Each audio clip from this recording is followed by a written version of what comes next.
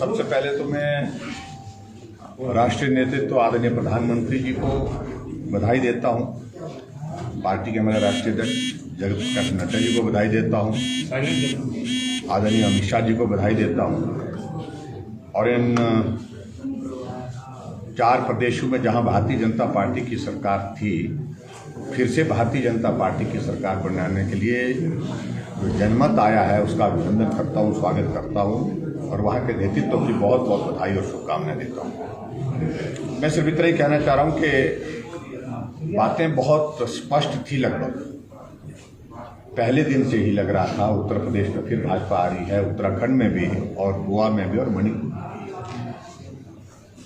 और परिणाम उसके अनुरूप आया है। और एग्जिट पोल में भी आप लोगों ने इस बात को देखा था कि कुछ जगह मुकाबला जरूर होगा, लेकिन उसके बावजूद भारतीय जनता पार्टी आगे रहेगी, ऐसा कहा गया था। और वो एग्जिट पोल के अनुरूप ही परिणाम हमारे समक्ष है, मैं समझता हूँ। स्वाभाविक रूप से भारतीय जनता पार्टी पूरे देश की नहीं दुनिया की सबसे बड़ी पार्टी होने के साथ साथ में और भारतवर्ष में सबसे ज्यादा राज्यों में सत्ता में है, सरकार में है, ये हमारे लिए बहुत बड़ी प्रसन्नता का विषय है। और उत्तर प्रदेश जो अपने आप में एक बहुत बड़ा प्रांत है, जहां बहुत तरह की संभावनाओं को कहा जा रहा था, कई तरह के गठबंधन, कई तरह के प्रयास किए गए, सरकार वहां पर भारतीय जनता पार्टी की ना बन सके, लेकिन फिर भी बहुत बड़े बहुमत के साथ जो है वहां पर भारतीय जनता पार्टी की सरकार बन रही है। उसके लिए मैं योगी जी को बहुत बहुत बधाई देता हूँ। सर, जिस तरह से पंजाब के चुनाव नतीजे हैं, हमेशा देखा जाता है पंजाब का रिफ्लेक्ट करता है हिमाचल प्रदेश में, किस तरह से आप इस पे देखिए, पंजाब में इस प्रकार के हालात हम देख ही रहे थे जब चुनाव की कैंपेन में भी गए थे, और ऐसे में भारतीय जनता पार्टी ने अपना वोट शेयर हासिल किया है।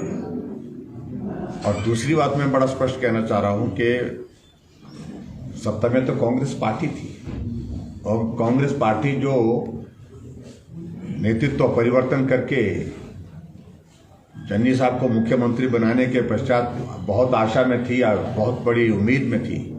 वो चन्नी साहब तो दोनों जगह से हार रहे हैं। जो सिद्धू जी बहुत बड़ी बड़ी हाँक रहे थे, बहुत बड़ी बातें कर रहे थे, बहुत फेंक रहे थे, वो तीसरे नंबर पर चल रहे हैं। तो ऐसे में इस बात का आप अंदाजा लगा सकते हैं कि पंजाब से जो परिणाम आया है, उस परिणाम में हम मान करके चल रहे थे कि हमें कठिनाई होगी, लेकिन उसके बावजूद भी भारतीय जनता पार्टी के कैडर ने, भारतीय जनता पार्टी के संगठन ने, भारतीय जनता पार्टी के जो समर्थकों ने उसमें बढ़ चढ़ करके हिस्सा लिया और अपना वोट अच्छा वहां पर उसको मेंटेन किया। और आने वाले समय में पंजाब में भी भाजपा का भविष्य दिखेगा आपको अवतारों में निश्चित रूप से। आज 5 प्रदेशों में विधानसभा चुनावों के परिणाम आ रहे हैं। 5 में से 4 प्रदेशों में भारतीय जनता पार्टी की सरकार थी, और हमारे विरोधी और आलोचक ये उम्मीद लगा के बैठे थे कि यहाँ पे भारतीय जनता पार्टी की हार होगी। लेकिन मोदी जी के नेतृत्व में प्रदेश सरकारों के शानदार काम का, डबल इंजन की सरकारों का काम, कोरोना के आपदा के समय लोगों को राशन और दवाइयां पहुंचाना, अन्य सुविधाएं देना, किसान आंदोलन के बावजूद और दुष्प्रचार के बावजूद चारों के चारों प्रदेशों में फिर से सत्ता में आना बहुत गौरव की बात है, बहुत बड़ी राजनीतिक विजय है। इसका सारा श्रेय विश्व के सबसे लोकप्रिय नेता श्री नरेंद्र मोदी, उनकी टीम, प्रदेशों के मुख्यमंत्री और उनकी टीम, सभी कार्यकर्ताओं को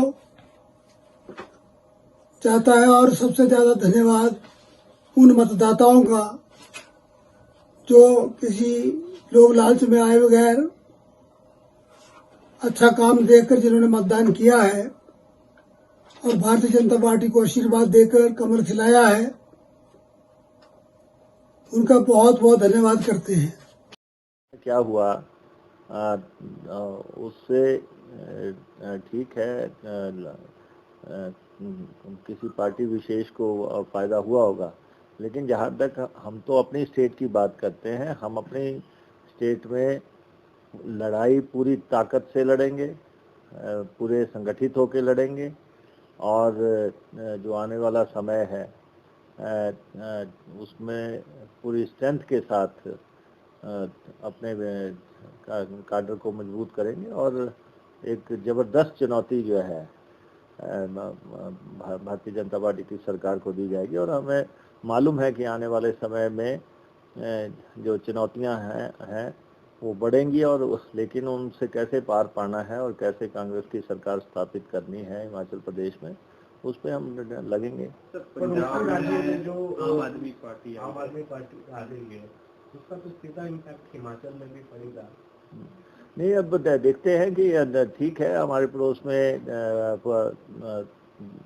बहुत बड़े बहुमत से आम आदमी पार्टी का प्रवेश हुआ है, और लेकिन उत्तराखंड में नहीं भी हुआ है।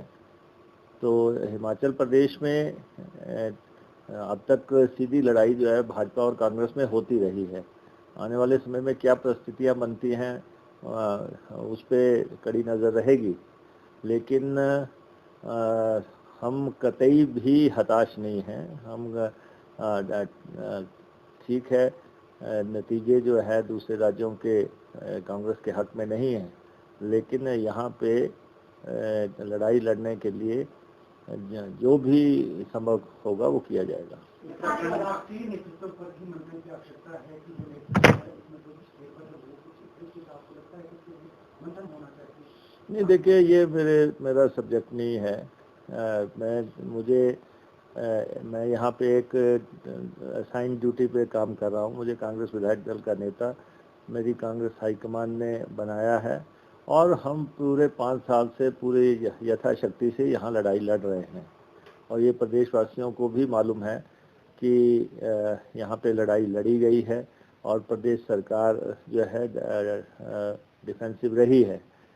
लेकिन हर चुनाव की नई परिस्थितियाँ होती हैं। जब लोकसभा के चुनाव या पीछे 4 चुनाव हुए उसकी अलग परिस्थितियाँ थी, उससे पहले के चुनावों की परिस्थितियाँ अलग थी, अगले चुनाव की परिस्थितियाँ अलग होंगी। तो हमें अपनी पार्टी को उस हिसाब से तैयार करना है।